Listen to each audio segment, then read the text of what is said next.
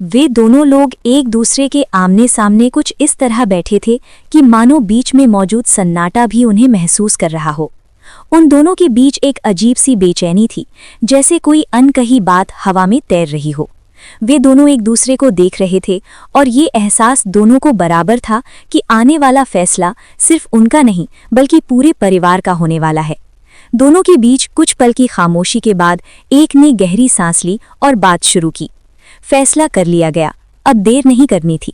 अगले ही दिन घर में होने वाले कदमों का ऐलान कर दिया गया। उस समय फैजान बाहर था। वो अपनी जिंदगी में काफी व्यस्त चल रहा था। स्कूल से घर आकर वो अक्सर सीधे अपने कमरे में चला जाता, किताबों और होमवर्क में खोया रहता।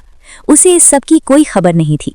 घर में जो चर्चा हो रही थी वो उससे कोसों दूर था, लेकिन घर के अंदर हालात बदल रहे थे। बातें होती थीं, आवाजें धीमी रखी जाती थीं, और जब फैजान पास से गुजरता तो अचानक खामोशी छा जाती। एक दिन जब फैजान अपने कमरे से बाहर निकला तो उसने अजीब सा सन्नाटा महसूस किया। घर वैसा नहीं लग रहा था जैसा हमेशा लगता था। उसे लगा जैसे कुछ छुपाया जा रहा हो, लेकिन उसने ज्यादा ध्यान नहीं दिया। उसे क्या पता था कि उसी खामोशी के पीछे उसकी किस्मत का सबसे बड़ा फैसला लिया जा चुका है, और वो फैसला बहुत जल्द उसकी जिंदगी की दिशा हमेशा के लिए बदलने वाला था। वोट एक दूसरे के लिए काफी मायने रखते थे, इसलिए फैजान ने सोच समझकर एक ऐसा खरीदारी का फैसला लिया जिस पर थोड़ा जोखिम भी था, लेकिन उसे भरोसा था कि मेहनत बेकार नहीं जाएगी। कुछ ही दिनों में उस मेहनत का असर दिखने लगा। उसकी बातों में अब सिर्फ शब्द नहीं थे, बल्कि एक वजन था। हालांकि घर में अब भी सलार के लिए नाराजगी मौजूद थी, क्योंकि एक अहम मुद्दे और फैसले के बीच काफी फर्क होता है। फैजान जानता था कि सिर्फ बोलना काफी नहीं, काम करके दिखाना ज्यादा जरूरी है। दोनों के बीच एक साफ अंतर था। एक बोलने में माहिर था और दूसरा काम करने में। सलार के शब्द अक्सर गूंजते थे, अच्छे बोलने वाले अच्छे करने वाले जरूरी नहीं होते। ये बात उसके दिल में कहीं गहराई तक बैठ चुकी थी। फैजान की नज़र में बातों से ज्यादा काम की अहमियत थी। उसका मानना था कि भरोसा अल्फाज से नहीं, नीयत और कर्म से बनता है। वो चाहता था कि लोग उस पर भरोसा करें, लेकिन सिर्फ वादों की वजह से नहीं। उसकी सोच पूरी तरह साफ थी। उसने चुनाव से पहले हर कदम नाप तौल कर उठाया। जो भी किया पूरी योजना के साथ किया। वो जानता था कि अगर उसने एक भी गलत चाल चली तो सब कुछ खत्म हो सकता है। इसलिए उसने जोखिम लिया, लेकिन सोच समझकर, और उसी एक फैसले ने फैजान को बाकी सब से अलग खड़ा कर दिया। अब खेल सिर्फ बातों का नहीं रहा था, अब सवाल जवाब का एक सिलसिला शुरू हो चुका था। सलार के जवाब संक्षिप्त होते जा रहे थे, वहीं फैजान हर सवाल का जवाब ठहराव और समझदारी से देता रहा। हर गुजरते पल के साथ फर्क और साफ होता जा रहा था, और भीड़ ये अंतर खुद महसूस करने लगी थी। सवालों का सिलसिला अब भी जारी था, लेकिन अब फैजान की साफ गोई और उसकी बेबाक सोच छुपी नहीं रह गई थी। उसके जवाबों में आत्मविश्वास था, और उसी आत्मविश्वास ने उसे भीड़ से अलग खड़ा कर दिया। सलार के छोटे छोटे जवाबों के सामने फैजान की स्पष्टता सबको दिखाई देने लगी। उसे खुद भी एहसास हो रहा था कि हर सवाल का जवाब ज़रूरी नहीं होता। कभी कभी खामोशी भी बहुत कुछ कह जाती है। भीड़ के बीच मौजूद सन्नाटा इस बात का गवाह था कि लोग अब सिर्फ शब्द नहीं, सोच को सुन रहे थे। तभी सलार ने एक सीधा सवाल किया, क्या तुम्हें लगता है कि तुम ही इस पद के लिए सबसे योग्य हो? फैजान ने बिना रुके जवाब दिया, योग्यता का फैसला मैं नहीं करता, ये जनता तय करती है। सलार ने फिर पूछा, क्या ये तुम्हारी खुद की तारीफ नहीं? फैजान ने शांत स्वर में कहा, नहीं, ये आत्मविश्वास है। खुद की पहचान और खुद की तारीफ में अंतर होता है। जो खुद को जानता है वो डरता नहीं, और जो डरता नहीं वही सच बोलता है। सलार ने एक बार फिर टोका, अगर तुम हार गए तो क्या फर्क पड़ेगा? फैजान ने बिना मुस्कुराए कहा, मुझे फर्क नहीं पड़ेगा, क्योंकि अगर देश को बेहतर नेतृत्व मिल जाता है तो मेरी हार भी जीत बन जाती है। ये सुनकर भीड़ एक पल के लिए खामोश हो गई। सलार के पास अब कहने को ज्यादा कुछ नहीं था, और फैजान अब सिर्फ एक उम्मीदवार नहीं बल्कि एक सोच बन चुका था। सभा में एक बार फिर सवाल गूंज उठा, क्या इस हाल में कोई इंसान खुद को बेहतर उम्मीदवार के साथ तुलना कर सकता है? भीड़ में सन्नाटा छा गया। फिर पीछे से एक भारी आवाज आई। हाल में बैठी आवाजें कभी कभी सबसे ऊंची होती हैं। भीड़ से निकलकर सलार एक बार फिर बोला, चुनाव जीतने के बाद नेता अक्सर बदल जाते हैं, लेकिन बदलाव की बात करना आसान है और उस पर काम करना कठिन। नेतृत्व बनने से पहले ये समझना जरूरी है। कुछ पल रुके बिना सच सेक्रेटरी ने आखिरी सवाल सबके सामने रख दिया, एक ऐसा सवाल जो सीधे दिमाग से नहीं, ज़मीर से टकराता था। उन्होंने कहा, अगर आप मेरे इस सवाल का जवाब दे दें तो मैं आपको वोट दे दूंगा। सलार ने बात आगे बढ़ाई, जवाब देने से पहले ये सोचिए आपके जवाब को लोग कैसे लेंगे। फैज़ान चुप रहा, उसने बोलने के बजाय सोचना बेहतर समझा। सलार ने थोड़ा झुककर कहा, चलो एक सवाल और। सबकी नज़रें फैज़ान पर टिक गईं। सलार बोला, अगर आपको हिसाब किताब करना आता है तो बताइए, अगर 2,67,895 में 9,52,852 जोड़ दिए जाएं और फिर उसमें से 3,99,999 घटा दिए जाएं तो जवाब क्या होगा? सभा में सन्नाटा और गहरा हो गया। ये सवाल सिर्फ गणित का नहीं था, ये सवाल था समझ, धैर्य और सोच का। और फैज़ान अब जान चुका था, यहाँ जवाब से ज़्यादा जवाब देने का तरीका अहम है। इसके बाद उसने कहा, अब इसमें 9,29,292 जोड़िए। सभी हैरान रह गए। फिर उसने बिना रुके एक और सवाल रख दिया, अब इस पूरी संख्या को 6 से गुणा कीजिए, फिर 2 से भाग दीजिए और अंत में 4,92,359 जोड़ दीजिए। उसने वाक्य पूरा किया, अब बताइए जवाब क्या आता है? भीड़ में फिर से सन्नाटा छा गया। अचानक सलार ने तेज और स्पष्ट आवाज में कहा, 8,14,247। पूरा हॉल सन्न रह गया। कुछ पल के लिए हर नज़र उसी पर टिक गई। फैज़ान भी चौंक गया। उसे ये एहसास हो गया था कि उसके सामने खड़ा इंसान सिर्फ बोलने वाला नहीं, सोचने वाला भी है। फैज़ान ने घड़ी की ओर देखा। अब उसके पास ज़्यादा समय नहीं था। वो पूरी तरह गणना में डूब चुका था। उसे भीतर से एक अजीब सा डर महसूस होने लगा।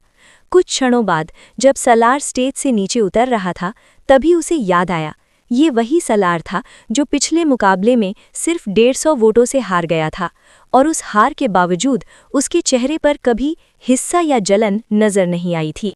उमामा ने अचानक पूछा, अब आप लोग कब जाएंगे? ये सुनते ही वो पल भर के लिए चुप हो गया। उसने उसे ध्यान से देखा। उमामा की नज़रें अब भी पूरी तरह उस पर जमी हुई थीं। वो समझ गया था कि उमामा अब हर बात साफ साफ जानना चाहती है। वो बोला, क्यों? तुम क्यों पूछ रही हो? उमामा ने धीरे से जवाब दिया, जब आप चले जाएंगे तभी तो आपको बेहतर समझ पाऊंगी। वो थोड़ा चौंका। फिर उमामा ने कहा, क्योंकि आप मुझे बहुत अलग लगते हैं और आप मेरे साथ सच्चाई से पेश आते हैं। उसने बिना देर किए जवाब दिया, तुम्हारे साथ झूठ बोलने की ज़रूरत ही नहीं है। उमामा थोड़ी देर चुप रही। फिर उसने एक और सवाल कर दिया, आप मुझे अपने साथ क्यों नहीं ले जा सकते? वो इस सवाल की उम्मीद नहीं कर रहा था। उसने हल्की मुस्कान के साथ कहा, क्योंकि मैं जहाँ जा रहा हूँ वहाँ खुद से भी लड़ रहा हूँ। ये सुनकर उमामा की आंखों में एक अजीब सी चमक आ गई। साद साइकिल चलाते हुए थोड़ा रुक गया। उसने पीछे मुड़कर देखा और कहा, तुम जल्द ही समझ जाओगी। उमामा मुस्कुराते हुए बोली, तब तक मैं इंतज़ार करूंगी। उसने बिना कुछ कहे सिर हिला दिया और वहाँ से आगे बढ़ गया। बात करते करते वो दोनों एक दूसरे की आदत बन चुके थे। साद की तवज्जो अब साइकिल की रफ्तार से ज़्यादा उसकी बातों पर रहती थी। वो उसके लिए छोटे छोटे काम करता, उसे हंसाने की कोशिश करता और हर बार उसी के बारे में सोचता रहता, लेकिन वो उसे अपना नहीं सकता था। सालों पहले उसके साथ जो कुछ हुआ था, उसके बाद वो किसी से बंधने की हिम्मत नहीं कर पाया। वो पास होती फिर भी दूर रहती, क्योंकि उसके भीतर अब भी एक डर था। उसे लगता था कि अगर वो किसी के और करीब गया तो फिर वही सब दोहराया जाएगा। साद जानता था वो उसके लिए सिर्फ एक एहसास नहीं बल्कि एक जिम्मेदारी बन चुकी है। उसका भविष्य अभी अधूरा था। उसके सपने अब भी उसे आगे बढ़ने के लिए मजबूर कर रहे थे। वो जानता था कि अगर वो रुक गया तो सब कुछ बिखर जाएगा। इसीलिए वो हर बार खुद को समझाता कि कुछ रिश्ते पास रहकर भी पूरे नहीं किए जाते। कुछ लोग जिंदगी में आते हैं ताकि हमें मजबूत बना सकें, ना कि हमें बांध सकें। और वो चुपचाप ये सब सहता रहा। उस दौर में जब चारों ओर रेड अलर्ट एरिया में मौजूद थे, उनकी उम्र करीब 18-19 साल के आसपास थी। वे स्कूल की पढ़ाई पूरी करके कॉलेज जाने वाले थे। उम्र के उस पड़ाव पर जहां इंसान की ज़िंदगी में कई नई चीज़ें जुड़ती हैं, रिश्तों की ज़रूरत महसूस होती है, लेकिन वहां किसी रिश्ते की कोई निजी हैसियत नहीं थी। वहां सब एक दूसरे के साथ उम्र काट रहे थे और वहीं उनका भविष्य भी दाव पर लगा हुआ था। चारों ओर रेड अलर्ट एरिया की टूटी फूटी गलियां थीं, जिनसे गुजरते हुए वे अपने आप में बातें किया करते थे। जब भी किसी तरफ कुछ ज्यादा हलचल होती तो वे वहीं रुक जाते, घंटों साथ बैठे रहते, और फिर देर रात होने वाली बातचीत से उन्हें थोड़ा सा सुकून मिल जाता। गली के दोनों तरफ खड़े दरवाजों में झांकते हुए बिखरे हुए ख्वाब आंखों में लिए उम्र और शक्ल की औरतें खड़ी रहतीं। कुछ के कपड़े सफ़ेद, कुछ के स्याह, कोई बहुत खूबसूरत, कोई दरमियानी, और कोई ऐसी भी जिसकी सूरत में उम्र की थकान साफ झलकती थी। गली में हर शक्ल और हर उम्र का दर्द गुजर रहा था। वहां से गुजरते हुए हर चीज गहरी हो जाती थी। तुम यहाँ क्यों आ रहे हो? चलते चलते उसने अचानक अपनी आंखें सामने वाले की तरफ झुकाते हुए कहा। उसने जवाब में कहा, तुम्हें पता नहीं, अब तो तुम ही मुझे खींच लाते हो। ये कहते हुए उसकी आवाज में ठहराव था। इन औरतों में मुझे कोई अजीब सा सुकून महसूस नहीं हो रहा, और वो सुकून सिर्फ उमामा से जुड़ा था। इसके बाद सन्नाटा छा गया। उसने बात अधूरी छोड़ दी थी। उसकी आवाज में अब आदेश था, विनती नहीं। उसने कहा कि उसकी जिंदगी पर ज्यादा असर नहीं हुआ, लेकिन हालात बदले थे। वो खुद भी ठीक से नहीं जानती थी कि वो यहाँ तक कैसे पहुंची। डॉक्टर के कमरे में माहौल गंभीर था। वो समझा रहा था कि इलाज संभव है, लेकिन समय लगेगा। कागजों पर नजरें दौड़ती रहीं और शब्द कमरे में तैरते रहे। वो बाहर निकली तो गलियारे में वही खामोशी थी। उसने गहरी सांस ली और खुद को संभाला। उसे याद आया, कुछ सवाल ऐसे होते हैं जिनके जवाब तुरंत नहीं मिलते। वो घर लौटी, रात देर तक जागती रही। खिड़की से आती रोशनी में उसने बहुत कुछ सोचा, अपने बारे में, अपने फैसलों के बारे में। अगली सुबह उसने तय किया कि भागना समाधान नहीं है। वो फिर उसी जगह पहुंची, उसी भरोसे के साथ। डॉक्टर ने उसे देखकर कहा कि हालात मुश्किल हैं, लेकिन नामुमकिन नहीं। उम्मीद की एक पतली सी रेखा दिखी। वो जानती थी ये रास्ता आसान नहीं होगा, लेकिन उसने कदम बढ़ा दिए, क्योंकि कुछ कहानियां वहीं से शुरू होती हैं जहां डर खत्म होता है। कुछ भी खास नहीं है, उसने देखते ही कहा। मैं यहाँ रह भी नहीं सकती, यहाँ का माहौल ही खराब है। देखो कितनी गंदी मैली जगह है। उसने वहां मौजूद गड्ढों और कूड़े के ढेरों को देखते हुए कुछ नापसंदगी से कहा। फिर गंदगी में रहते हुए यहाँ आने की क्या जरूरत है? उसने अपनी भौएं चढ़ाते हुए कहा। इस जगह का अपना एक चार्म है। गंदगी और यहाँ की औरतों का कोई मुकाबला नहीं। गर्लफ्रेंड उस तरह की डायलॉग सुनने की आदी नहीं थी, जो भी कुछ देर बाद चुप हो गई। और फिर पाकिस्तान की जिस बड़ी एक्टर से तुम बातें कर रहे हो, वो तो हम। दूसरे लड़के की बात बीच में रोकते हुए उसने काट दिया। उसका तो तुमने पहले भी काफी जिक्र किया है। अरे वो कुछ भी नहीं थी, बस शादी करके एक जगह रुक गई, वरना तो बहुत ही खूबसूरत और होनहार थी। वो एक पॉश इलाके में रहती है, फिर यहाँ क्यों आई है? पहले लड़के ने कुछ गंभीरता से पूछा। ये तुम खुद उससे पूछ लेना, मैं भी उससे इस तरह के सवाल नहीं करता। दूसरे लड़के की बात पर बाकी दोनों लड़के भी उसी तरह चुपचाप सोचने लगे। इसी तरह चलते चलते उन सबका सफ़र अल खराज गली के आखिर में एक इमारत के सामने खत्म हुआ। काफ़ी पुरानी, इबादत की नीयत से बनी हुई इमारत। नीचे मौजूद दुकान से तीनों लड़कों ने मोमबत्तियों के अलावा बहुत सा सामान खरीदा और अपनी अपनी थैलियों में रख लिया। एक बार फिर से लड़के उस गली में भी लौट आए, जहां आने पर उन्होंने ऐतराज़ किया था। फिर भी उन लोगों ने वहां से सामान खरीदने के बाद उसी रास्ते से आगे बढ़ना शुरू कर दिया। लड़के को भी शायद अंदाज़ा नहीं था कि आगे क्या होने वाला है। चारों तरफ इमारत की सीढ़ियां चढ़ते हुए उसने एक बार फिर गंभीर नज़रों से चारों ओर देखा। यहाँ का माहौल अजीब था, एक अजीब सी खामोशी, लेकिन साथ ही बहुत साफ सुथरा और ख़ास हद तक सजा संवरा हुआ। गंदगी और बदबू जैसी कोई बात यहाँ मौजूद नहीं थी, और ये सब देखकर लड़के को हैरानी हो रही थी। तभी उसकी नज़र सामने खड़ी एक औरत पर पड़ी। उसकी तरफ देखते ही लड़के का दिल एक पल के लिए थम सा गया। उस औरत के चेहरे पर एक अजीब सी खूबसूरती और सुकून था। उसने दूसरे लड़के को कोहनी मारकर इशारा किया। वो औरत बेहद सादगी से खड़ी थी, बाल खुले हुए, आंखों में एक गहराई और चेहरे पर एक शांत मुस्कान। लड़के उसे घूरते ही रह गए। उनमें से किसी में भी आगे बढ़कर बात करने की हिम्मत नहीं हो रही थी। तभी वो औरत उनकी तरफ बढ़ी। उसकी चाल में आत्मविश्वास था, लेकिन कोई घमंड नहीं। उसने पास आकर कहा, आप लोग यहाँ क्यों आए हैं? उसकी आवाज़ नरम थी, लेकिन सवाल सीधा। लड़कों में से एक ने हिम्मत करके जवाब दिया, हम बस यूं ही आए थे, देखने। औरत ने हल्की सी मुस्कान दी। उस मुस्कान में कोई दिखावा नहीं था, बल्कि एक अजीब सी सच्चाई थी। उसने उन्हें अंदर आने का इशारा किया। तीनों लड़के थोड़ी हिचकिचाहट के साथ अंदर चले गए। अंदर का नज़ारा बिल्कुल अलग था। दीवारों पर पुरानी तस्वीरें, जलती मोमबत्तियां और हवा में अगरबत्ती की खुशबू फैली हुई थी। वहां मौजूद हर चीज किसी कहानी का हिस्सा लग रही थी। औरत आगे आगे चल रही थी और लड़के उसके पीछे पीछे, बिना कुछ कहे। एक कमरे में पहुंचकर उसने उन्हें बैठने को कहा, फिर खुद सामने बैठ गई। आप लोग डर रहे हैं, उसने सीधा कहा। तीनों एक दूसरे की तरफ देखने लगे। सच यही था, वे डरे हुए थे।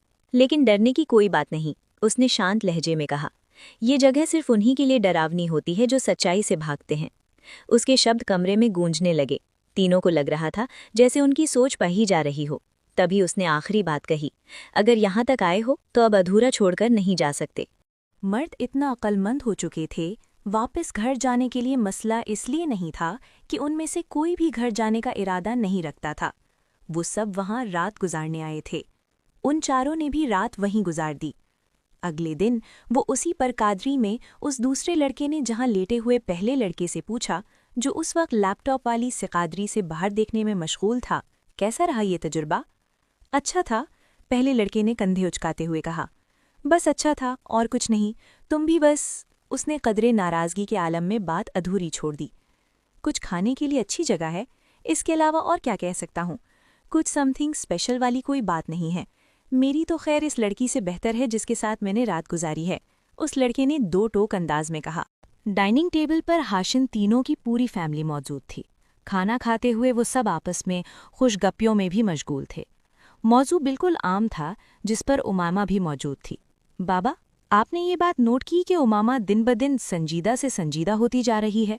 वसीम ने कदरे हैरान अंदाज में उमामा की तरफ देखते हुए कहा। हाँ, ये तो मैंने भी पिछले महीने से नोट कर रखा है, हाशिम ने वसीम की बात से पूरी तरह इत्तफाक करते हुए कहा। उमामा चावलों का चम्मच मुंह में रखते हुए वसीम को घूर रही थी। क्यों उमामा, कोई मसला है? बाबा, ये बड़ी फिजूल बातें करता है, और आप भी। खुदा ही जानते हैं मैं अपनी स्टडी की वजह से मशगूल और संजीदा हूँ। अब हर किसी से इस तरह हंसना तो नहीं होता। उसने अपने सामने बैठे वसीम को कदरे नाराजगी से घूरते हुए कहा। अरे आप जरा अंदाज करें, मेडिकल की शुरू के सालों में इसका क्या हाल है, तवज्जो डॉक्टरों की तरफ जाएगी तो इसका क्या हाल होगा? वसीम ने उमामा की तनकीद करते हुए कहा। इसका नतीजा ये होगा, सालों नज़रअंदाज किए गए इसी उमामा को अस्पतालों में मिस उमामा कहकर पुकारा जाएगा। डाइनिंग टेबल पर मौजूद लोगों के चेहरों पर मुस्कुराहट दौड़ गई। उन दोनों के दरमियान हल्की फुल्की नोक-झोंक हमेशा ही रहती थी। काफ़ी देर तक बातें होती रहीं, मौजू बदलते रहे। जब दोनों उठे और अपने अपने कमरों में आए तो उमामा सबसे ज्यादा थकी हुई थी। इसकी वजह उसकी स्टडी और लगातार की मशक्क़त थी। उसने पूरे कमरे की लाइट बंद कर दी और पलंग के चारों ओर खामोशी छा गई। खामोशी ही वक्त का अंदाज़ा थी। छोड़िए साहब, लेकिन मैं आपकी मदद कर दूं, वो उसकी तरफ बढ़ता हुआ कहने लगा कि इशारे से उसे रोक दिया गया। नहीं, मैं खुद कर लेती हूँ, तुम मुझे गिलास दे दो, उसने कराहती आवाज में कहा। तभी खानसामा एक गिलास लेकर उसके पास चला आया। वो जैसे ही कमरे में आया, उसने कमरे में मौजूद तमाम पोर्ट्रेट्स को देखा और एक पल के लिए सन्न रह गया। खानसामा, मैं आज क्या पिया है तुमने? उसने खानसामा से पूछा। खानसामा ने कुछ देर तक खामोशी इख्तियार की। उसके चेहरे पर कुछ गहरी गंभीरता थी। मैं खाना नहीं खाऊंगा, सोने जा रहा हूं, मुझे डिस्टर्ब मत करना, उसने सख्ती से कहा और बिस्तर पर लेट गया। पलंग में पड़ी महिला चैन को तरस रही थी। तकरीबन 20 मिनट बाद उसकी सांसें कुछ संभलने लगी और आखिरकार वो सो गई। अपने कमरे में जाकर उसने दरवाजे को लॉक कर लिया और वहां मौजूद जहाजी साज को म्यूजिक सिस्टम की तरफ किया। When a man loves a woman तेज आवाज में बजने लगा। वो बिस्तर के किनारे बैठ गया, आंखों में आया हुआ आंसू बेहद मुश्किल से रोके और तबीयत के आलम में लेट गया। पांव भी संगीत के साथ करवटें बदल रहे थे। कमरे में दीवारों के अपने अपने अलग ही जायके थे। कहीं किताबें सजी थी, कहीं कुछ भी सलीके से नहीं रखा था, लेकिन नजरें ठहरती ही नहीं थी। म्यूजिक सिस्टम के पास मौजूद दीवार शेल्फ में तमाम ऑडियो और वीडियो कैसेट्स बड़े अच्छे तरीके से लगी हुई थी। एक दूसरी दीवार पर किताबों की एक बड़ी तादाद मौजूद थी, जो किसी पढ़े लिखे और कंप्यूटर टेक्नोलॉजी से अच्छी तरह वाकिफ इंसान की पहचान देती थी। कमरे की अलग अलग दीवारों पर वायलिन, गिटार, पियानो और बैंड्स के बैनर्स लगे थे। कुछ दूर एक दरवाज़ा था और उसके पास तस्वीरों के फ्रेम लगे थे। नज़र तस्वीरों से टकराकर वहीं रुक गई। कमरे में पहली बार दाखिल होने वाला दरवाजे के पास खड़ा रह गया। तस्वीरें बहुत ज्यादा थीं, छोटी बड़ी, लेकिन वो उन्हें देख नहीं रहा था, बल्कि उन तस्वीरों को देखने वाले इंसान को समझने की कोशिश कर रहा था। उसे एहसास हुआ कि ये सब किसी खास इंसान का ख्याल रखकर सजाया गया कमरा है। दीवार के एक कोने में एक इलेक्ट्रिक गिटार टंगा हुआ था और उसी कोने में एक बड़ी सी स्पीकर भी रखी थी। दीवार पर टंगे साजों में पिकोलो, फ्लूट और ओबो भी थे। इन सब के बीच एक पूरा म्यूजिक कॉर्नर था जो उसकी गहरी रुचि को बयान करता था। कमरे में कोई चीज़ बेतरतीब नहीं थी। हर दीवार अलग अलग स्केचों से भरी हुई थी। एक स्केच सामने आया तो वो ठिठक गया। उसमें एक इंसान खड़ा था और दूसरे स्केच में वो दीवार के सहारे बैठा हुआ था। उस स्केच को देखकर उसके दिल की धड़कन तेज हो गई। उसे यूं लगा जैसे ये स्केच खुद उसी की जिंदगी बयान कर रहा हो। एक और स्केच में एक आदमी सिर झुकाए बैठा था और दूसरा स्केच उसी आदमी के हाथों में थमा हुआ दिल दिखा रहा था। कमरे में वो शख्स जहां बैठा था वहीं उसे थोड़ी देर नींद आ गई थी, लेकिन नींद बहुत गहरी नहीं थी। आसपास हो रही हर छोटी बड़ी आवाज़ उसे महसूस हो रही थी। शायद बहुत ज़्यादा थकान और कई दिनों की नींद पूरी न होने की वजह से आंखें बार बार बंद हो जाती थीं। कुछ देर बाद एक पेपर के सरकने की हल्की आवाज़ आई। वो तुरंत चौकन्ना हो गया। उसकी नज़र सामने लगी दीवार पर टंगी स्केच की तरफ गई। वो स्केच बिल्कुल साफ दिखाई दे रही थी, जिसमें एक खाली कमरा बना हुआ था। उसके पास एक गाड़ी और एक सूटकेस रखा था, मानो वो कहीं जाने की तैयारी में हो। उसके पास एक खाली और उदास चेहरा था। सब चीज़ों से कुछ फासले पर वो एक मोबाइल पकड़े खड़ा था। वो मोबाइल शायद किसी कॉल का इंतज़ार कर रहा था। चेहरे से साफ लग रहा था कि वो बेहद परेशान और उदास है। अब शख्स की नज़र मोबाइल की स्क्रीन पर टिक गई। स्क्रीन पर नाम चमक रहा था, लेकिन कॉल नहीं आ रही थी। काफ़ी देर तक वो उसी स्क्रीन को देखता रहा। फिर अचानक मोबाइल हिलने लगा। उसके हाथ कांप गए, दिल की धड़कन तेज हो गई। मोबाइल उठाते ही उसकी सांसें रुक सी गईं, लेकिन कॉल उठाने के बाद उसे एहसास हुआ कि ये वही कॉल नहीं थी जिसका उसे इंतज़ार था। उसने मोबाइल कान से हटाया और एक गहरी सांस ली। फिर मोबाइल को साइड टेबल पर रख दिया। ठीक उसी वक्त कमरे में फिर से when a man loves a woman की धीमी आवाज़ गूंजने लगी। दरवाजे के पास किसी ने दस्तक दी और फिर एक और दस्तक। मोबाइल की कॉल खत्म हो चुकी थी। दरवाजे पर दस्तक देने वाला तेजी से सांस ले रहा था। वो बेड पर बैठा बस उसे देखता रह गया। डोंट टेल मी उमामा, क्या ये वाकई अजीब है? ज़ैनब को जो ये एकाएक नज़रअंदाज किए करने लगा, उमामा ने सख्ती से जो ये कहकर देखा, पहले ही हैरत ख्वाह अंदाज में उसे देख रही थी।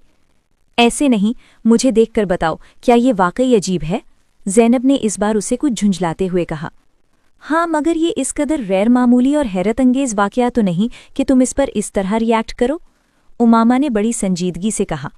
वो सबला तबीयत की लड़की में बैठी होती थीं और अपनी तरफ से हद तक सोच समझ में बातें कर रही थीं।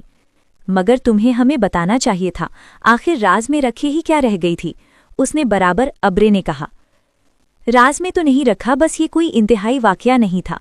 काम तुम्हें बताती और फिर तुम लोगों से मेरी दोस्ती तब होती है जब इस सिंघनी को कोई सवाल कर देखे हैं, उमामा ने वजाहत करते हुए कहा। कई साल से किया जा रहे हो तुम्हें। मेरा मतलब है 2-3 साल। फिर भी उमामा बताना चाहिए था तुम्हें। ज़ैनब का एतराज़ अभी भी अपनी जगह कायम था। उमामा ने मुस्कुराते हुए ज़ैनब को देखा। अब करूंगी तो और किसी को बताऊं या ना बताऊं, तुम्हें ज़रूर बताऊंगी। डीपी की थी? ज़ैनब ने आहिस्ता से घूरते हुए कहा। और कुछ नहीं तो तुम हमें कोई तस्वीर वगैरह ही लगाकर दिखा दो मौसूफ की। कौन, नाम क्या है, क्या करता है? रबिया हमेशा की तरह एक ही सांस में सवाल दर सवाल दाग लेती। फर्स्ट करण है, साजिद नाम है, उमामा ने रुक रुक कर कुछ सोचते हुए कहा। MBA किया है वो और बिजनेस करता है। शक्लो सूरत कैसी है? इस बार ज़ैनब ने पूछा। उमामा ने गौर से उसके चेहरे को देखा। ठीक है। ठीक है? मैं तुमसे पूछ रही हूँ, लंबा है, डार्क है, हैंडसम है? इस बार उमामा मुस्कुराते हुए कुछ कहे बिना ज़ैनब को घूरती रहीं। उमामा ने अपनी लिपस्टिक से ये संजीदगी की है, वो अच्छा खासा टैलेंट है। जोई ने रबिया की तरफ से जवाब देते हुए कहा। हाँ, तुम्हें अंदाज़ा कर लेना चाहिए था, आखिर वो MBA फर्स्ट करण है। अब उमामा अगला काम ये है कि तुम हमें उसकी तस्वीर लगाकर दिखाओ, ज़ैनब ने कहा। नहीं, उससे पहले का ज़रूरी काम यह है कि तुम हमें कुछ खाने पीने ले चलो, रबिया ने दखल देते हुए कहा। फिलहाल तो यहाँ से चलें, हॉस्टल जाना है मुझे। उमामा ने एकदम उठकर खड़ी होती हुई दोनों को भी उठने का इशारा किया। वो ये तुमने ये बात पहले क्यों नहीं बताई? साथ चलो, ज़ैनब ने जोये से पूछा। कभी उमामा नहीं चाहती थी, इसलिए मैंने कभी इस मौजू पर बात नहीं की, जोये ने माफ़ी चाहने के अंदाज में कहा। उमामा ने मुड़कर एक बार फिर जोये को घूरा। उसकी नज़रों में सख्ती थी। उमामा क्यों नहीं चाहती थी? मेरी सखी होती तो मैं तो ज़रूर चाहती, हर जगह, वो भी इस सूरत में जब ये मेरी अपनी मर्जी से होती, ज़ैनब ने ऊंची आवाज़ में कहा। उमामा ने इस बार किसी रद्द-ए-अमल का इजहार नहीं किया। आपका कॉलेज के उस 2.5% हिस्से में शामिल है जो 150 से ज़्यादा IQ वाले लोग रखते हैं। उस IQ वाले के साथ जो कुछ वो कर रहा है वो गैर मामूली ही गैर मुतवक्के नहीं है। उस नन्हे लड़की ने स्कूल में साल दर साल भी सिर्फ एक ही हफ्ता हुआ था। सिकंदर उस्मान और उसकी बीवी को वहां बुलाया गया था। स्कूल के साइकोलॉजिस्ट ने नन्ही लड़की के अलग अलग IQ टेस्ट के बारे में बताया, जिसमें उसकी काबिलियत ने उस टीचर को हैरान कर दिया था। उस स्कूल में 150 का IQ वाले बच्चे बहुत कम थे और चंद ही लोगों में वही सबकी नज़र का मरकज़ बन गया था। सिकंदर उस्मान और उसकी बीवी से मुलाकात के दौरान साइकोलॉजिस्ट ने उस बच्चे के बचपन के बारे में कुछ और खुलकर बताने का मुतालबा किया। वो कई दफ़ा से स्कूल के केस स्टडी में लिखा था और पूछने की उसे हिम्मत भी नहीं हो रही थी। अपने करियर में वो पहली बार इस IQ बच्चे का सामना कर रहा था। सिकंदर उस्मान को आज भी वो दिन अच्छी तरह याद था। साल दर साल उस वक्त सिर्फ 2 साल का था और गैर मामूली तौर पर वो इस उम्र में एक आम बच्चे की निस्बत ज़्यादा साफ लहजे में बातें करता था और बातों की नौयत ऐसी होती थी कि वो दोनों की बीवी को हैरान होते। एक दिन जब वो अपने भाई से फ़ोन पर बात करने के लिए फ़ोन कर रहे थे तो साल दर साल उनके पास खड़ा था। वो उस वक्त टीवी लाउंज में बैठे थे और फ़ोन पर बातें करने के साथ साथ टीवी भी देख रहे थे। कुछ देर बाद उन्होंने फ़ोन रख दिया। रिसीवर रखने के फ़ौरन बाद उन्होंने साल दर साल को फ़ोन का रिसीवर उठाते हुए देखा। हेलो अंकल, मैं सालार हूँ, वो कह रहा था। उन्होंने चौंक कर उसे देखा। वो इत्मीनान से रिसीवर कान से लगाए बातों में मशगूल था। मैं ठीक हूँ, आप कैसे हैं? सिकंदर ने हैरत से उसे देखा। पहले उनके जहन में यही आया कि वो शायद फ़ोन पर बातें कर रहा है। पापा पास बैठे टीवी देख रहे हैं। नहीं, मैंने नहीं किया, मैंने खुद लिया है। वो उसके आगे नीचे झुक गया। सालार, किससे बातें कर रहे हो? सिकंदर ने पूछा। अंकल, शाहनवाज से, सालार ने सिकंदर को जवाब दिया। उन्होंने हाथ बढ़ाकर रिसीवर उसके हाथ से ले लिया। उनका ख्याल था कि उसने गलती से कोई नंबर मिला लिया और शायद गलत नंबर डायल कर दिया हो। उन्होंने कान से रिसीवर लगाया। दूसरी तरफ से आवाज़ आ रही थी। ये सालार ने नंबर डायल किया है, उन्होंने माफ़ी करते हुए अपने भाई से कहा। सालार ने कैसे डायल किया? वो तो बहुत छोटा है, उनके भाई ने दूसरी तरफ कुछ हैरानी से पूछा। मेरा ख्याल है इसने आपका नंबर डायल कर दिया है, इत्तेफाक से हाथ लग गया होगा। वो हैरान था क्योंकि वो फ़ोन बंद कर चुका था और रिसीवर रख दिया था। सालार जो खामोशी से उनकी गुफ्तगू सुन रहा था, रिसीवर रखते ही उसने एक बार फिर रिसीवर उठा लिया। सिकंदर हैरानी से देखते रह गए। वो बारीक सी प्यारी आवाज़ में एक बार फिर शाहनवाज का नंबर डायल कर रहा था और बड़ी रवानी के साथ। वो एक लम्हे के लिए दंग रह गए। 2 साल के बच्चे से ये तवक्को नहीं थी। उन्होंने हाथ बढ़ाकर डायल दबा दिया। सालार, तुम्हें शाहनवाज का नंबर मालूम है? उन्होंने हैरानी से झुंझलाते हुए कहा। हाँ, बड़े इत्मीनान से जवाब दिया। क्या नंबर है? उसने भी रवानी के साथ वो नंबर बता दिया। वो उसका चेहरा देखते रह गए। उन्हें अंदाज़ा नहीं था कि वो गिनती के अंकों से वाकिफ होगा। और फिर वो नंबर, तुम्हें ये नंबर किसने सिखाया? मैंने खुद सीखा है। कैसे? आप भी आपने मिलाया था, सालार ने उनकी ओर देखते हुए कहा। तुम्हें गिनती आती है? हाँ। कहाँ तक? 100 तक। वो हैरत से उसे देखता रह गया। एक ही सांस में उसने 99 तक गिनती सुना दी। सिकंदर उस्मान के पैरों तले ज़मीन खिसक गई। अच्छा, मैं एक और नंबर डायल करता हूँ, तुम मेरे बाद तुम उससे डायल करना, उन्होंने रिसीवर उससे लेते हुए कहा। अच्छा, सालार को सब एक खेल की तरह लगा। सिकंदर उस्मान ने एक नंबर मिलाया और फिर फ़ोन बंद कर दिया। सालार ने फ़ौरन रिसीवर उनसे लेकर उसी रवानी के साथ वो नंबर मिला लिया। सिकंदर उस्मान का मुंह खुला रह गया। वो वाकई वही नंबर था जो उन्होंने मिलाया था। उन्होंने एक बार फिर देखा, फिर नंबर मिलाया और फिर सालार से वही नंबर मिलाने को कहा। वो कोई गलती किए बगैर वही नंबर मिला रहा था। वो यकीनन फ़ोटोग्राफिक मेमोरी रखता था। उन्होंने अपनी बीवी को बुलाया। मैंने इसे गिनती नहीं सिखाई, मैंने तो बस कुछ दिन पहले इसे चंद तस्वीरें लाकर दी थीं और कल एक बार ऐसे ही इसके सामने 100 तक गिनती पढ़ी थी, उन्होंने सिकंदर उस्मान के इस्तिफसार पर कहा। सिकंदर उस्मान ने सालार को एक बार फिर गिनती सुनाने के लिए कहा तो उसने वही रवानी के साथ कहा। उनकी बीवी का गला सूख गया। दोनों मियाँ बीवी को अंदाज़ा हो गया था कि उनका बच्चा ज़हनी एतबार से गैर मामूली सलाहियतें रखता है और यही वजह थी कि उन दोनों ने अपने बाकी बच्चों की निस्बत उसे जल्दी स्कूल में दाखिल करवा दिया था और स्कूल में भी वो अपनी गैर मामूली सलाहियतों की वजह से बहुत जल्दी दूसरों की नज़रों में आ गया था। इस बच्चे को आपकी ख़ास तवज्जो की ज़रूरत है। आम बच्चों की निस्बत इसमें ज़्यादा एहसास होते हैं। अगर आप इसकी अच्छी तरबियत करने में कामयाब हो गए तो ये बच्चा आपके और आपके ख़ानदान के लिए एक सरमाया होगा, सिर्फ ख़ानदान के लिए नहीं बल्कि आपके मुल्क के लिए भी। सिकंदर उस्मान और उनकी बीवी उस गैर मुल्की साइकोलॉजिस्ट की बातें बड़े गौर से सुन रहे थे। सालों के साथ वो दोनों बड़े होते गए। दोनों की परवरिश में ज़मीन आसमान का फ़र्क था।